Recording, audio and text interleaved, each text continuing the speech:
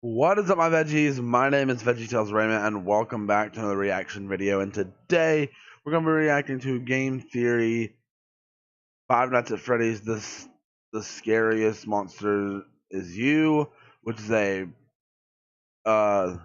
Game Theory, obviously, by matpat. So always, link to the original video will link down in the description below, along with matpat or Game Theorist, or whatever you want to call him's channel. This is all a part of VTR's Creepy Frights. And so why am I doing this? I have seen all these theories. One, it's been a while since I've seen any of the earlier theories, but I thought I really wanted to start reacting to his theories, and I thought, okay, it's VTR Creepy Frights, and I was gonna record this one last night, but I didn't get around to it. Today we are just going to record this, and I'm just going to react to it, and I don't remember everything that goes in this. I'm going to probably talk about my agreements and disagreements and stuff like that. And the plan is to react to all his FNaF theories. So, let's go. Hello once again, theorists. Welcome to Sorry if it's a little blurry. Scariest. It is for me. I don't know if it is for you guys. Probably never heard of it. It's called Five Nights at Freddy's. There's like a little satire joke thing here. It's a camera. The camera came up. Was that a bunny? Was that a bunny? I think it was a bunny. Oh my gosh. I am so scared right now. Oh god! Huh. I feel like he's making fun of the Let's Players right now. Only a fan. I have never played a game this intense. Oh god! Shut the doors, shut the doors, shut the doors! Oh,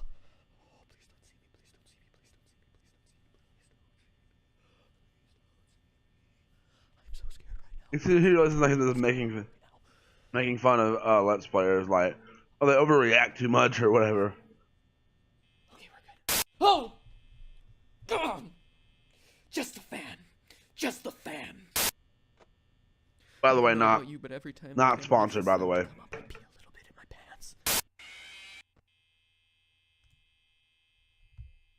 What? If you die on the first night of FNaF, you are just a jump scare. You need to like have your gamer the fact that you're a gamer just be ripped from you. It's like you're not a gamer after that point. All right. I mean, oh god, it's so terrifying. Oh, there's the bunny rabbit. Shut my door. Man, this is truly compelling gameplay. Apparently it is, because we all love it. Power. Everyone loves FNaF, even though it's died down. Please don't get me, Freddy. Please don't get me, Freddy. Come on. Is this what it takes to get views on YouTube?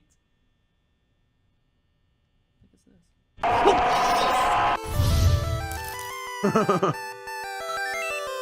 I don't know if he actually knew that was gonna happen. I couldn't tell if that was genuine or not.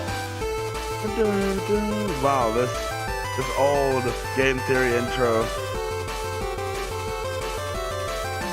This is before the box and all that stuff. Hello, Internet. Welcome to Game Theory, where fear is our middle name. Matthew Fear Patrick. It's a very strange name. Okay, I'll admit it, I didn't give Five Nights at Freddy's enough credit when it first came out. A few jump scares from creatures that, aren't that scary. People overreacting to it on YouTube. He wasn't making fun of Let's Players. But then when I asked you about it, you showed overwhelming support for an episode on the game on Twitter, so I began to dig a little deeper.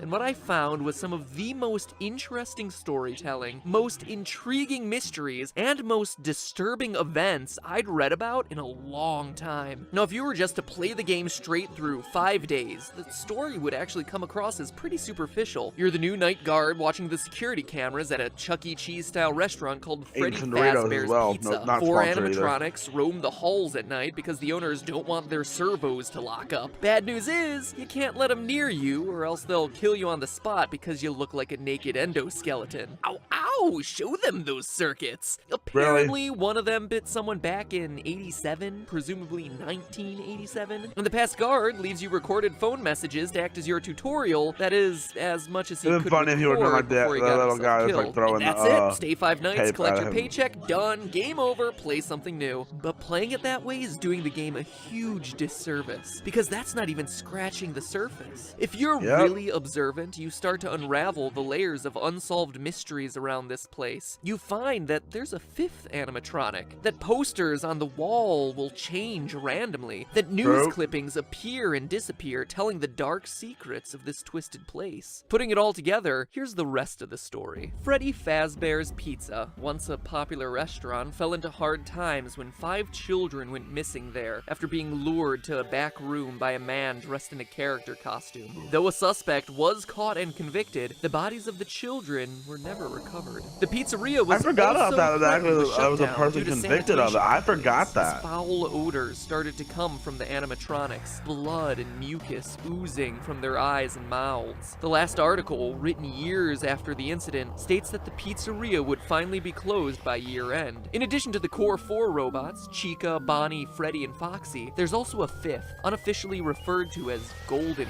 Freddy. Ignoring the rules of physics, Golden Freddy appears and disappears at will, can inexplicably travel through doors, wherever, causing strange hallucinations. And when he attacks you, you're not taken to the typical game over screen, your game crashes. So that's unsettling. And there's also strange messages appearing on the walls, repeating the words, "It's me." According to the game's creator, the place is indeed haunted by what we can only assume to be the spirits of the 5 lost children. So that's the gist of it. Murder, missing children, foul odors, killer robots, and pizza. But that story leaves a lot of lingering questions. Murder, everything else, and pizza. How's he fit in? Why does he stay for 5 nights when he's very clearly confronting the possibility of death? What more can we know about this terrifying Golden Freddy? And most importantly, what is the complete story behind 5 Nights at Freddy's? They're all good questions about a delightfully incomplete and mysterious story with just enough threads to keep you theorizing. So now, if you'll indulge me, let me reciprocate that story with one of my own.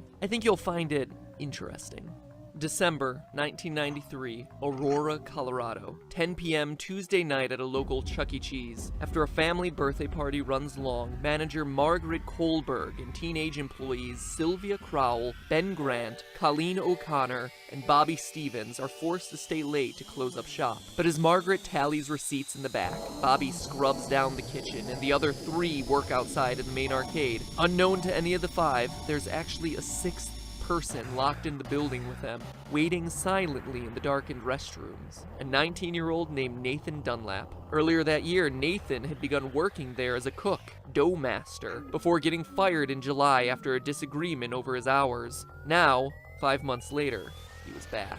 At 10:05, he left the bathroom, pulled out a small caliber handgun, and proceeded to execute everyone in the building. First Sylvia, then Ben, then Colleen. Dunlap then moved to the kitchen, where he surprised Bobby Stevens. The bullet entered Bobby's jaw, sending him sprawling onto the ground. Then finally, Nathan moved to the back, the office, where Margaret opened the safe. Dang, it's been a long time since I've seen these. Proceeded to grab her bag, filling it with $1,600 in cash, arcade tokens, and keychains. Spurred on by the building's security footage, police were at his home a few hours later, where he was promptly arrested. Eventually, he was tried and sentenced to death, but his story re-entered the news just recently as his punishment has been postponed, leading people to debate whether he's able to sleep soundly, knowing that his execution has been delayed. This is a tragic story, a disgusting waste of human life, and one that I won't joke about or make fun of in any way, but I want to address it because I have a strong suspicion that this story is the one that inspired Five Nights at Freddy's. Let's look at the facts. First, I don't think that there's any doubt that Freddy's is a parody of Chuck E. Cheese. From the singing animatronics to the alliterative naming of the characters, the parallels My Chuck E. are just Cheese obvious. doesn't have the animatronics. It has one Next, what year animatronic does Five on Nights stage, take and it's place? just The Chucky. time is certainly kept vague, but there are clues that we can put together. For one, the Chuck E. Cheese franchise had a tremendous period of growth and success in the late 80s and early 90s, but started to decline along the same time as arcades, with at-home video game consoles taking center stage. So that's one clue, but we can get even more detailed, specifically with your character's paycheck. Each night you're working a 6-hour shift, and you're spending 5 nights there. So that's 30 hours of total work time for $120. In total, $4 an hour. How can they do that? That's below minimum wage for 2014. But in 1990, minimum wage was $3.80. Gosh, In it's 1991, been so it was long raised since to this game came $4.25. out. And by 1996, you were looking at about $5 Look an at hour. these theories, So they're the very, game very seems to interesting. take place between 1991 and 1996. The Nathan Dunlap story took place in 1993. But let's move on to the most important comparison, the victims. In the game, there were 5 child victims. In the real-life story, there were also 5 victims. But we can get even more specific. Online theories about the game always tend to draw a parallel between the number of kids missing to the number of animatronics, saying that the children's bodies were stuffed in the various suits. And this appears to be true. Bonnie and Chica both have moans and raspy breath sound effects, as though someone's trying to cling to the last threads of their lives stuffed inside the costumes. And other sounds made by the animatronics are just slowed down versions of children's laughs and screams. Additionally, as the news clipping mentions, the suits ooze blood and mucus and begin to stink, like decaying bodies or reanimated corpses. So 5 victims, 5 suits, seems like a slam dunk, but nowhere does it say that all 5 were murdered, only that they went missing and couldn't be found. Also, the trouble a lot of people But have I'm with pretty this sure theory later is on we Golden found that they Freddy. were murdered, Why is right? that guy so limp and lifeless, so unlike the others? It's weird, until you go back to the real-life story. Yes, there were 5 people shot that night in Chuck E. Cheese, which matches the 5 victims in Freddy's story, but of those, 1 survived. Bobby, the one from the kitchen, miraculously survived the shot to his jaw. After he was knocked to the floor by the bullet, he went limp, played dead, to avoid the killer coming back to finish the job. And that relates exactly to the advice you're given on night 3 by the phone guy. Try playing dead. You know, go limp. Again, let me reiterate that I'm not trying to make light of the real-life events by comparing them to bear costumes and animatronics, but I do want to point out that these similarities do exist. And what else is limp and appears to be a lifeless, empty suit in the game? Golden Freddy. Surviving the attack, Bobby was able to go to trial and be a damning piece of evidence in the case against Nathan Dunlap, ultimately leading to his death sentence. This is crazy. Which animatronic surprises you by But I appearing don't think this is randomly? true. The one you don't expect and has no clear pattern? Golden Freddy. It's also worth mentioning that of all the cameras in the restaurant, one is always black, preventing you from seeing what's going on. That camera is located in the kitchen, leading many to assume it's where Golden Freddy hides, which just so happens to be the place Bobby was able to survive the attack. So I ask, odd coincidence or source of inspiration? In fact, if you I think think it's an about odd it, the behavior of the coincidence. animatronics really corresponds with key features of each of the real-life story's victims. We just covered Golden Freddy and But Bobby, keep in mind, but the Scott rest has strange confirmed a lot of parallels matpat too. theories. Bonnie goes into the utility closet filled with floor cleaning supplies, the most prominent ones being a mop and a broom. It's probably one of the most random rooms in the game, until you consider that Ben, the second victim, was vacuuming at the time of the attack. Foxy is kept sequestered in the back of the building, behind a curtain, more aggressive than all the rest, similar to the way Margaret, the manager, was in the back office counting receipts at the time of the murder, and her role as manager would inherently make That is her some more crazy aggressive or coincidences. assertive. Sylvia was closest to the bathroom and was cleaning up the salad bar at the time of the attack. Chica walks past the bathroom and is associated with food. And Freddy,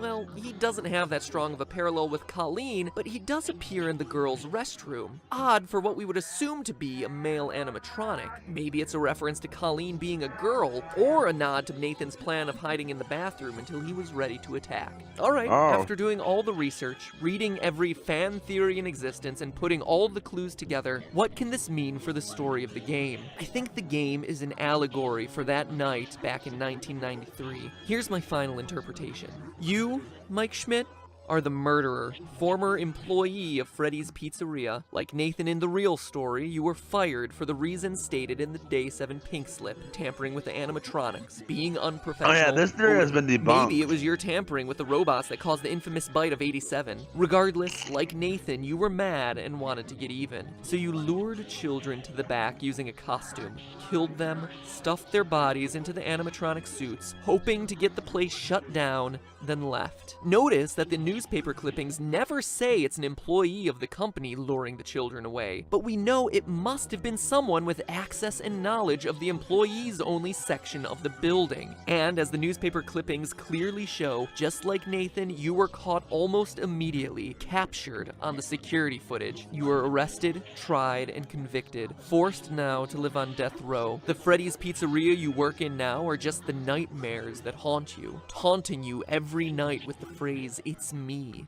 it's me." It is you. You are the killer. The nightmare is also why everything is so surreal. It is an interesting theory, but I'm pretty sure the animatronics this has clearly been debunked. Golden Freddy appearing and disappearing at will, taunting you as the one that got away. It's also why you're only at the pizzeria from midnight to 6 a.m. every night. It's a nightmare. It's in your sleep. It's a place you created, a restaurant long closed as evidenced by the spider webs, and overrun with angry spirits out for revenge on you, and you alone as the one who took their lives, as evidenced by them completely ignoring the naked endoskeleton elsewhere in the building. It's also a place you can't escape from, why you find yourself back there night after night, even after you complete your 5 nights. See you back next week, the ending text goes. You're unable to leave this terror, the threat of death, the guilt, because it never ends. The theory is very, very delightfully interesting, but it's also twist, very your wrong. personal hell forces you to supervise the exact same security footage that led to your capture in the first place.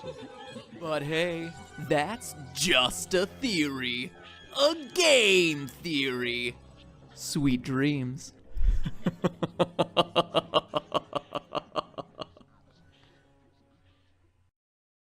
You know what October reminds me of?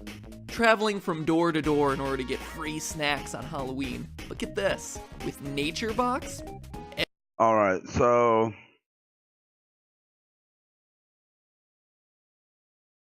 this was interesting. I did not remember this is the way that theory went. It's interesting, even though we do know that has been debunked. And I forgot all about this. Like, literally, I did not remember this one bit. But it's interesting, I cannot lie. But guys, I hope you guys enjoyed this video. If you did, please tap the like button down below. Subscribe, leave me a comment, and link to all my social medias linked down in the description below. And don't forget the notification button so you know when I upload videos. And link to the original video linked down in the description below, along with matpat / Game Theorist channel. Go subscribe to him, go show him his support. And I'll see you guys in the next one. Bye!